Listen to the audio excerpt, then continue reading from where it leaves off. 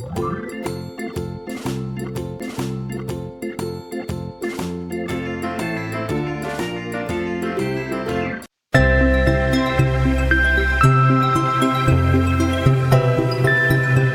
Friends, welcome to Arna's classics.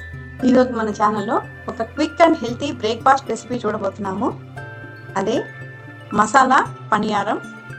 రెసిపీలోకి వెళ్ళే ముందు don't forget to like, share and subscribe to my channel.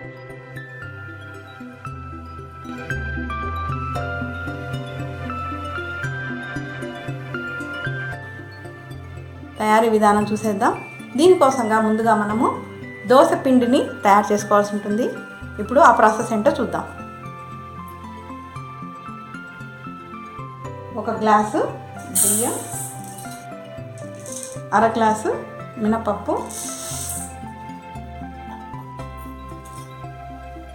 అరకప్పు అటుకులు, ఒక స్పూను మెంతులు.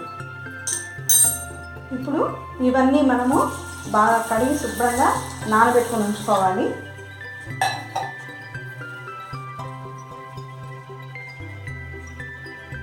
ఒక 3 గంటల పాటు ఇవి నానితే మనకి సరిపోతుంది.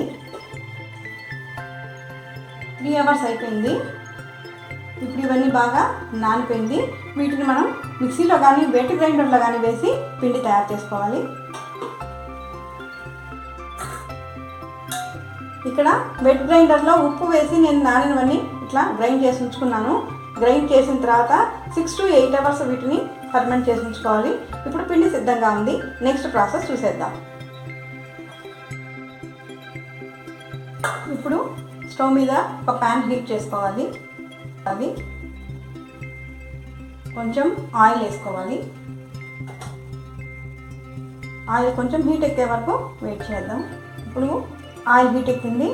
ఇందులో పచ్చిశనగపప్పు, మినపప్పు, ఆవాలు, జీలకర్ర, ఈ పోపు అంతా మనం వేగే వరకు వేయించుకోవాలి.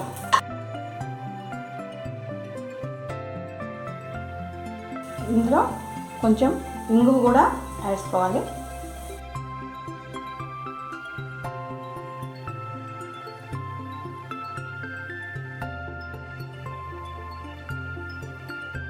పోపు వేగింది కదా. ఇప్పుడు సన్నగా తరిగిన పచ్చిమిర్చి, సన్నగా తరుక్కున్న ఉల్లిపాయలు, కరివేపాకు ఇవన్నీ వేసి బాగా వేయించుకోవాలి. ఉల్లిపాయ ఫాస్ట్గా వేయడానికి ఒక్క చిటికెడు ఉప్పు వేసుకోవాలి. ఆల్రెడీ పిండిలో ఉప్పు వేసాం కాబట్టి ఇప్పుడు ఎక్కువ అవసరం లేదు. ఒక్క చిటికెడు ఉల్లిపాయలు వేగేంత వరకు వేసుకుంటే సరిపోతుంది.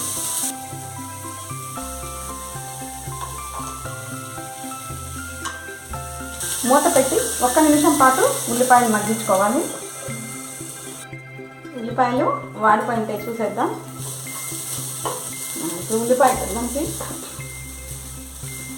ఉల్లిపాయలు ఇక్కడ పర్ఫెక్ట్గా వేగిపోయింది. ఇందులో కొంచెం క్యారెట్ తురుము కూడా వేసుకుందాం.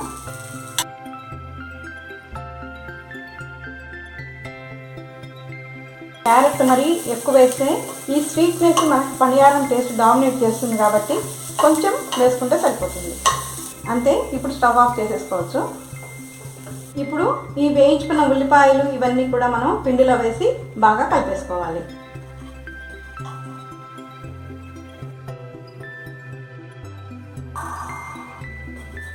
ఇప్పుడు మసాలా పనియారం చేసుకోవడానికి బ్యాటర్ మనకి రెడీగా ఉంది. నెక్స్ట్ ప్రాసెస్ చూద్దాం. ఇప్పుడు పనియారంకి కాంబినేషన్గా స్పైసీ పల్లీ చట్నీ కూడా తయారు చేసుకుందాం. కొంచెం ఆయిల్ వేసుకోవాలి. 1 కప్పు పల్లీలు, 4 నుంచి 5 ఎండుమిరపకాయలు వేసి బాగా వేయించుకోవాలి. పల్లీలు బాగా రోస్ట్ అయ్యే వరకు వేయించుకోవాలి.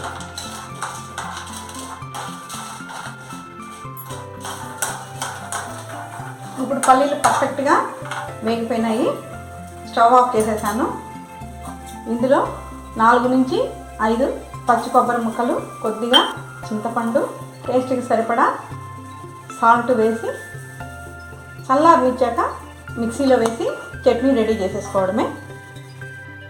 కొంచెం ఆయిల్ వేసుకోవాలి. ఒక ఎండుమిర్చి, ఆవాలు, అంతే. చట్నీలోకి జీలకర్ర ఫ్లేవర్ బాగుండదు, అందుకని ఒట్టి ఎండుమిరపకాయలు, ఆవాలు మాత్రమే వేసుకోవచ్చు. ఇష్టం ఉన్న వాళ్ళు కొంచెం పప్పులు కూడా వేసుకోవచ్చు. కొంచెం ఇంగువ, కరివేపాకు, అంటే ఇప్పుడు చట్నీకి పోపు రెడీ అయిపోయింది.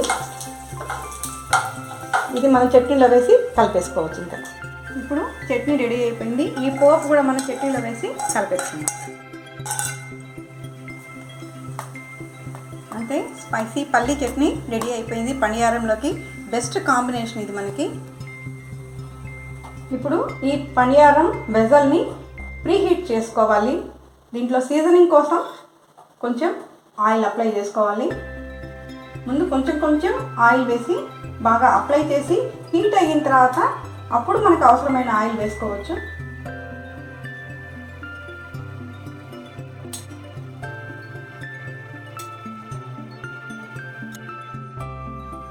ఇలా హోల్ అంతా బాగా ఆయిల్ అంటే ఇలా అప్లై చేయడం వల్ల ఏమవుతుందంటే మనకి ఈ సైడ్స్లో కూడా ఎక్కడ అంటుకోకుండా బాగా వస్తాయి.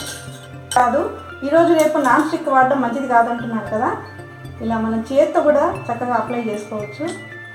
అందుకే క్యాస్ట్ ఐరన్తో చేసింది ఇది. ఇది మనకి హెల్త్కి ఎలాంటి ప్రాబ్లం ఉండదు ఇలాంటి వాటి వల్ల. సీజనింగ్ చేసుకున్న తర్వాత ఇప్పుడు మనకు అవసరమైన ఆయిల్ వేసుకుందాం. యాక్చువల్గా వీటికి ఆయిల్ ఎక్కువగా అవసరం ఉండదు, కొంచెం కొంచెం వేసుకుంటే సరిపోతుంది. ఇప్పుడు ఈ పిండిని కొంచెం స్పూన్తో తీసుకొని ఇలా కరెక్ట్గా గుంటల్లో పడేలాగా వేసుకోవాలి.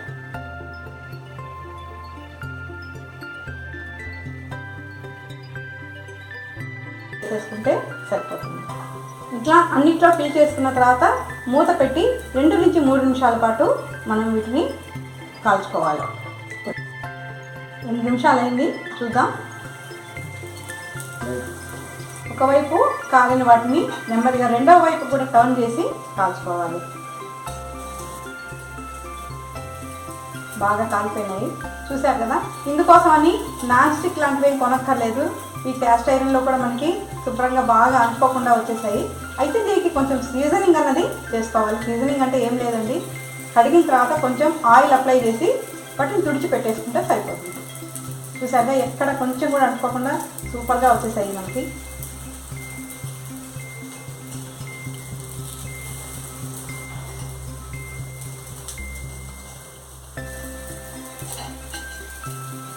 ఇప్పుడు రెండో వైపు కూడా ఇంకొక 2 నిమిషాల పాటు కాల్చుకుంటే సరిపోతుంది.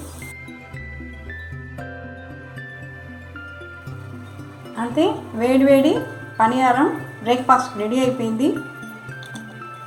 ఇవి చాలా హెల్త్కి చాలా మంచిది, ఎందుకంటే డీప్ ఫ్రై కాదు, అట్ ద సేమ్ టైం చాలా ఫాస్ట్ అండ్ క్విక్గా ఉంటుంది. పిల్లలు కూడా బాగా ఇష్టపడతారు ఇలాంటివి.